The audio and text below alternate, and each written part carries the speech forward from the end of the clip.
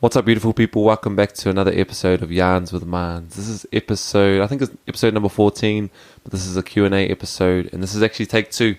I recorded this episode yesterday. I was about 16 minutes in, and then I got a couple of signs from the universe. I saw it as a sign. The camera started to die, which I'm filming on, and then also I looked at my laptop when I was finished, and it wasn't even recording. So I was talking for 16 minutes for nothing. There was no recording of it, so I had to do it again. I was going to do it yesterday afternoon, but I saw it as a sign to, just take a little step back, and I'll make sure it's recording now, but to take a step back and then maybe wait a day. So that was yesterday, Monday, and today I'm recording this on the Tuesday. And yeah, today is the Q&A episode. It's been a bit of a long time coming. The questions are from a couple of weeks ago. Put up a question box on my Instagram, asking people to ask me some questions, and there were so many questions. This isn't even all of them. I answered a lot of them on my story as well, but I didn't have space or time to get through all of them, so I kind of just selected some randomly. This isn't like the best questions. It's not the ones that I really wanted to answer. I kind of just went through and then selected a few. So I'm going to break this up. I'm going to break this episode up into two parts. So I'm going to answer all the questions, but I'm going to make it two episodes. So they're a bit shorter versions, so you guys can listen to it in two parts. And I just moved into a new little spot, just a little update. I just moved into a little spot 2 weeks ago, and then 2 weeks ago from yesterday. And then I got the virus that's going around. So I was meant to record that week, but I got the virus that's going around, and then I couldn't record. I was a little bit sick, so I was staying in bed and stuff like that. So we're finally here. I think it's about 3 weeks ago since I last put up those questions on my story, but we're going to jump straight into them. I hope you enjoy this episode, and then as I said, the next episode will be the rest of the questions as well. So I'll probably do half and half. Question number 1: do you believe in God? In short answer, no, but in another answer, yes, in a way. I do believe in a God. I believe in Mariatua. I believe in guardian angels. I've got some of my angels up here. If you're watching the video version, some of my people that watch out for me and watch my back. And so I always talk about God. I always talk about God's plan or trusting God's plan. And when I'm talking about trusting God's plan, I talk about the universe, because I believe that the universe is powerful. I believe manifestation and stuff like that is powerful, and the universe is always watching our back. And it might sound a bit corny to some people that aren't interested in it, but that's okay, because I guess it's not for everyone. But in short answer, I went to a Catholic school. Well, actually, this is a big answer, but I went to a Catholic school for my high school, but I never really believed in the God that everyone else believed in. Jesus, I never believed in that. I don't believe in, I don't read the Bible and stuff like that, but I do believe there's a God out there. I believe our Māori Atua watch over us, I believe, or watch over me and my people, and then stuff like that. So I don't believe in that God, the God that most people believe in, but I do believe in a higher power. Question number 2: greatest accomplishment in your life? I can't really put my finger on one, but there's two that come to mind. There's two that come to mind. And the first one would be back in 2017, playing basketball for New Zealand. I went to China to play in the 3-on-3 World Cup, and it was my first ever time representing our country. And also inside of that accomplishment, I led the haka as well for our team. So that was a great accomplishment of mine. I love being Māori, obviously, so leading the haka on the world stage in front of the world was amazing. We came 4th at the World Cup. We lost to Slovenia in the 3rd and 4th playoff, and we lost to Netherlands in the semi-final, but we beat Hungary in the quarterfinals, and it was just a great tournament. It was a great experience and one of my proudest moments, because, as I said, I've never represented our country before, so to do so on the world stage was an amazing opportunity and an amazing accomplishment. And the second one I can think of too would be winning the NBL title last year with Wellington Saints, especially coming back after injury. I didn't play basketball for 23 months. I had to grind and do my rehab after having knee surgery and stuff like that. So to come back in first year and win an NBL title, and my first NBL title at 21 years old, was an amazing blessing, to say the least. Like, it was one of the greatest accomplishments, and still probably one of the best memories or times or nights that I'll probably just remember forever. It was just an amazing time winning the game. It was a close game too. It wasn't like it was a blowout. And then also celebrating with my teammates as well. So those are two of my greatest accomplishments I've achieved in life. Question number 3, how do you incorporate self-love without feeling too lonely? And self-love has been a big part of my journey, and I think that they play a big part in each other. Like, self-love has a big part to play in being okay with being lonely. So I put up this little thing on my TikTok last year. I remember it said something like, always alone but never lonely, because if you know me, I'm pretty introverted. I'd like to think I'm quite independent. I really love my own company. I spend a lot of time by myself, doing my own thing, and that's because I genuinely love it. You know, some people, they are often dependent on others, or they love socializing and getting out in big groups, and I love socializing too, but I really value my own time, and I value my own company, and that's because I believe that I've gotten to the point of self-love so much that I love myself. I love I love hanging out with myself. I'll go out to the movies by myself, take myself out for breakfast and stuff like that. And that's because, as I said, I love my own company. I love myself, and I think I'm one of my own biggest fans, and that makes being alone not so lonely, if that makes sense. And some of the ways that I practice self-love is, I remember when I was down in the trenches, I was going through a rough time, and in the mornings I would wake up and I'd write down positive affirmations. And in this diary here, I've also got some positive affirmations that I write down to build confidence, just little things like, I am beautiful, I am whole, I am strong, I'm harmonious, and things like that, just little I am affirmations. And I believe that once you speak those words, as I said in a couple questions back about the universe is powerful. So once you start to speak those words, you start to believe those, and they start to come into fruition. And another way I used to practice self-love was similar to affirmations. I would look in the mirror, and I would embrace my insecurities. I'd embrace the things that I didn't like about myself, and I would tell myself I love them. And over time, you start to believe these things. And so I would look in the mirror and I'll tell myself 3 things that I love about. I'd look in the mirror and I'll tell myself 3 things I love about myself. So I might say I love my hair, I love my mannerisms, maybe I love my smile. And every morning I do that. And over time, I developed a great sense of self-love. This is a horoscope question. What is your sun and moon sign? So my sun sign is Libra. I was born on October 14th. And my moon sign is Sagittarius. I haven't looked too much into moon signs or rising signs or ascending signs. But yeah, I mainly just know that I'm a Libra. Would you ever consider writing your own book? That's a great question, because the answer is yes. I love reading. If you know me, I'm a bit of a bookworm. If you look at my Instagram, there's a lot of photos or posts about books that I've read. I've done book reviews, so I love reading. I've actually got a couple of, if you're watching the video version, I've got a couple of books, some of my favorites. Some of them are on loan. I was having a little laugh to myself, wondering if I was the librarian or something. People keep asking me to borrow my books, which is fine. I love helping people to gain that knowledge as well. But to answer the question, yes, I've always, my favorite type of books to read is autobiographies, memoirs, biographies, and stuff like that, reading about people's lives. So I feel like I have a story to tell. I feel like I've had a powerful journey so far, and I'm only 22, so maybe in a few years or 10 years, 20 years time, I'll have a book about me, and sharing the experiences, like exactly what I do on this podcast.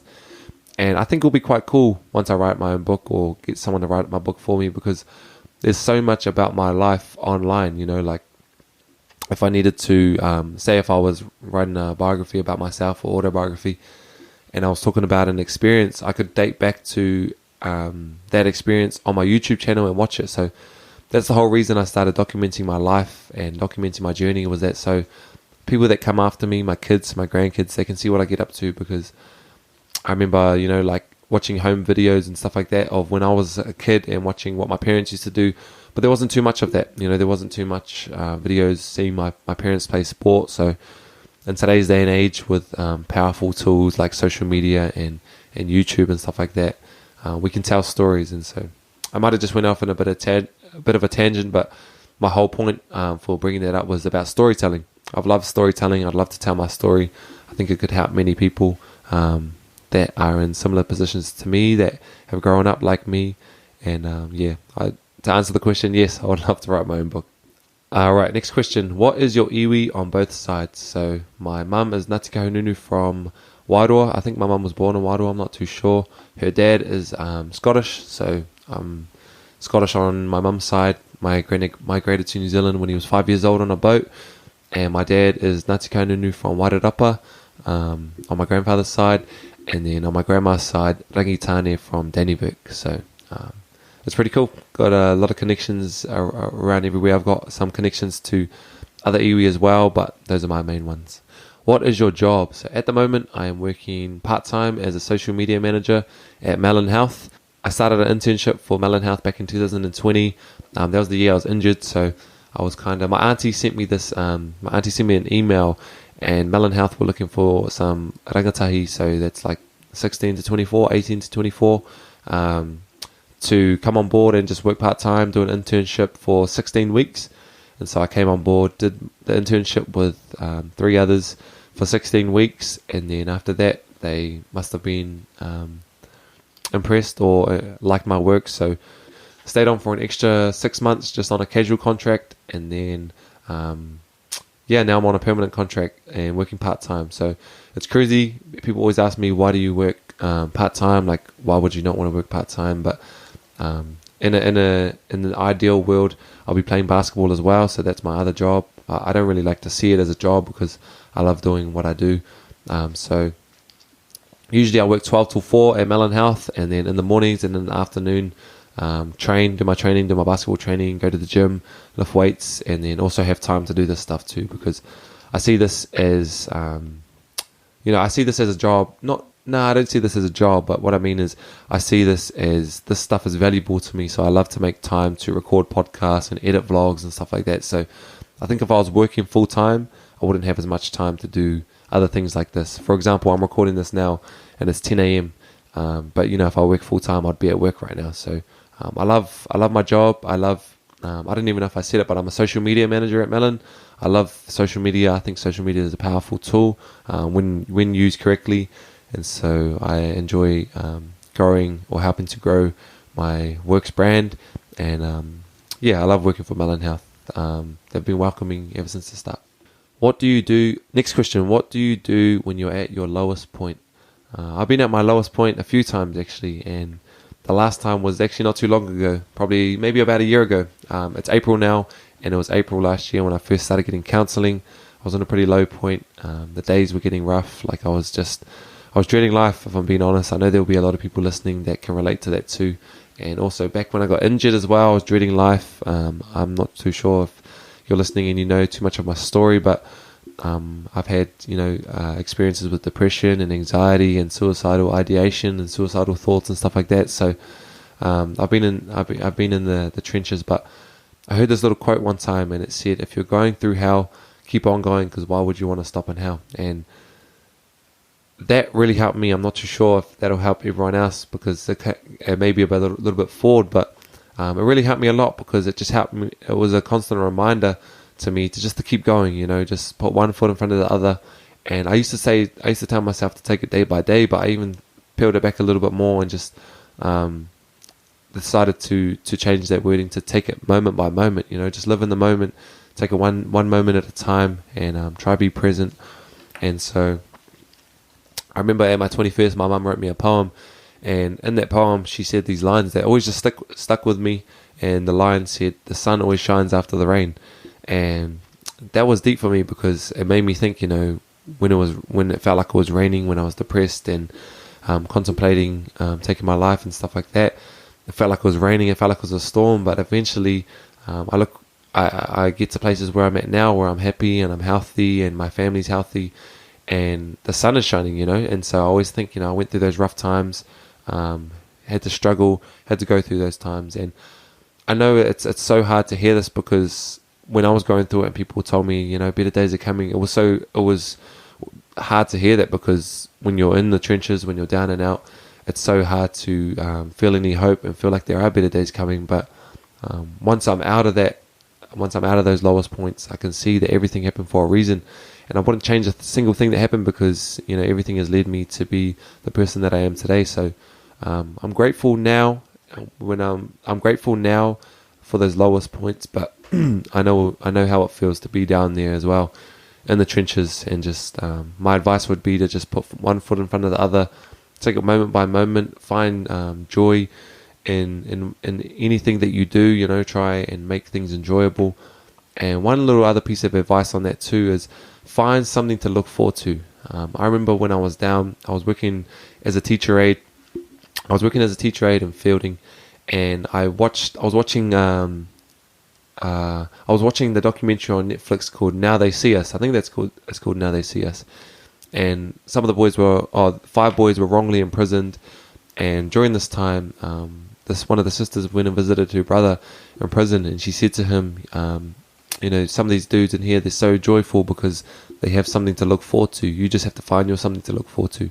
And I heard this during the time when I was depressed and down and out. And then so I decided, I've got to find something to look forward to. So my something to look forward to was getting surgery, getting it on my knee. But I even peeled it back even further. And when I was at work and I was having a bad day, and I was showing up to work depressed. So I was already not in a good mind frame before I got there. And then work would stress me out. I was working as a teacher aide. And nothing against that. It's just I wasn't in a really good space myself. And so I remember I would make myself like pudding, and I remember I used to make myself like this chocolate pudding that my mum used to make when I was little, and I would put it in the fridge, and that used to be my something to look forward to. So I used to say to myself, if I can just get through this day, I can go home and I can eat this chocolate pudding. And some people may laugh at that because I'm kind of smiling at it right now, but it's what helped me when I was at my lowest point, was to find something to look forward to. And so hopefully that helps, is to find something to look forward to. That was a big answer, but that was a really important question, and I hope that can help some people. And that wraps up all the questions for today. I just want to say a big thank you to everyone who engages in my content, who fills in the question boxes when I ask questions. I think we might do these maybe once a week, these Q&A episodes, and I might just pick 3 questions and then do lots of episodes full of 3 questions, so they're a bit shorter. But I really enjoy answering these questions. It kind of keeps me on the spot, keeps me on my toes as well. And as I said, I'm grateful for everyone that asks questions. I'm grateful for everyone that engages in my content. And I really appreciate it. If you got some value out of this episode, please remember to subscribe, like, rate the podcast, maybe leave a review or just something like that. Or even recommend it to a friend. And I really appreciate it so much. I'm grateful for you tuning in today, whether you're watching the video or listening to the episode on Spotify or Apple Podcasts. And I'll see you guys in the next episode. Thank you so much. Peace and love.